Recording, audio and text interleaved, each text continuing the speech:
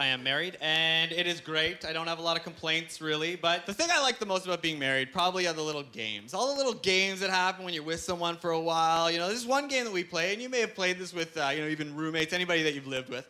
Usually starts with a garbage pail, right? And there's a garbage pail, and it's full, and it's like the bathroom garbage, maybe, like no lid on it, gets full quite frequently. And I gotta throw something in there, right? And I gotta, you know, I have to squish it and jam it down the... and I'm still gonna probably have to tie it up and take it out. And that would also be your only option. Unless you wanna play Garbage Jenga.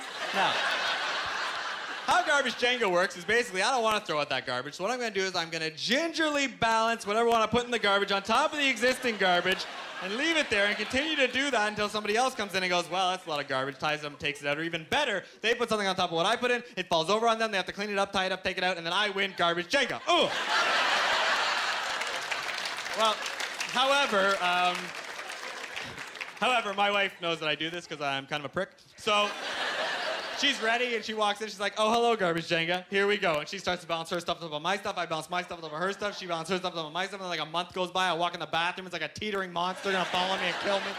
But really, it's all about small victories for me, because sometimes I'm just sitting on the couch and I hear from somewhere else in the house, oh, son of a bitch. Garbage Jenga champion! Yeah! Yeah! Take it out, baby! Take it out, baby! Well, clearly I don't say that last part out loud, because I like to live. There's another game that we play, and this is a much more challenging game. This is a game that I like to call Anger, Real, or Residual. How this fun game works is basically, I come home, my wife says something to me in anger, and I must figure out if she's angry about things she's actually saying or about some other random thing that happened earlier in our lives.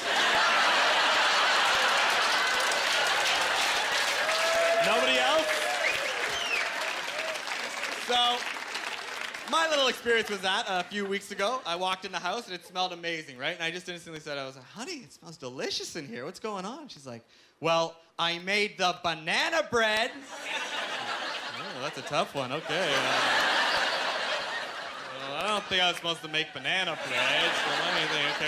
Okay, I cleaned off the stove earlier, and I did some of the dishes, and I bought bananas earlier, and I didn't clean the little square pan she asked me to clean, and she probably wanted to put the banana bread and cook it in the... Okay, honey, I'm guessing you're not actually mad about the banana bread cooking per se. You're mad because I didn't clean the little square pan you asked me to clean, and you needed it, so I'm guessing it's something residual. I'm guessing it's the pan! I don't know if she's not playing along or something like that. Because even though I get it right, somehow she's still mad. Is that fair? No, that's not fair, because she certainly plays along with the bonus game, which is a game I like to call Apology, Genuine, or Condescending.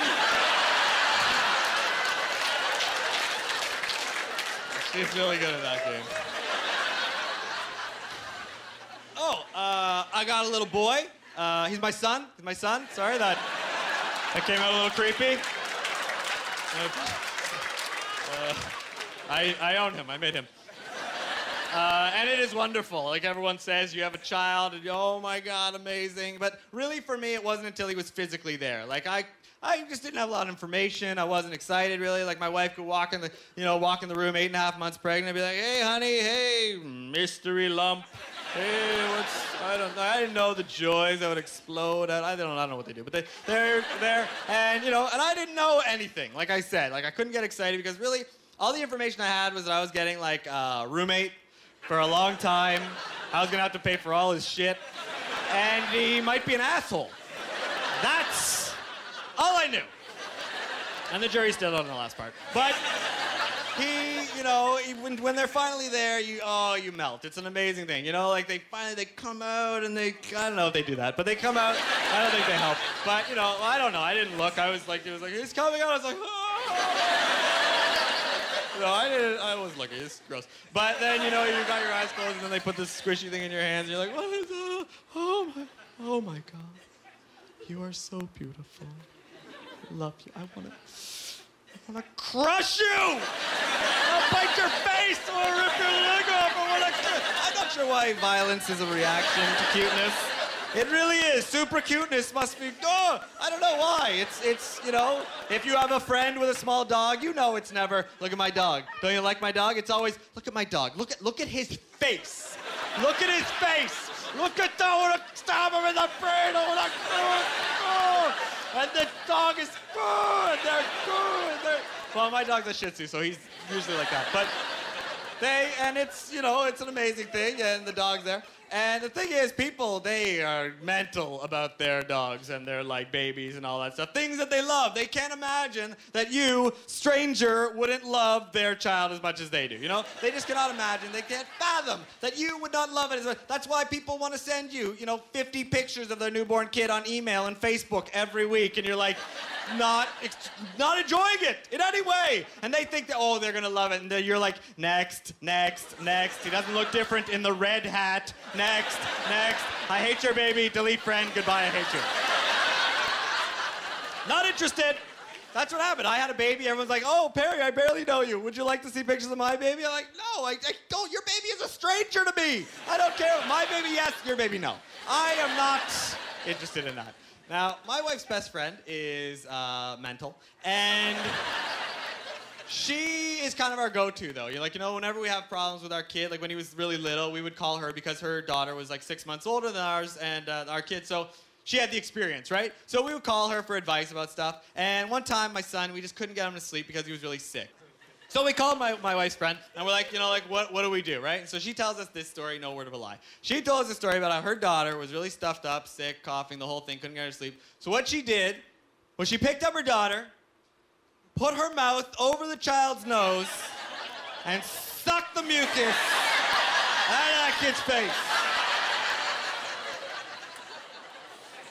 And as disgusting as that is, I certainly don't want to hear about what she did when her daughter got constipated.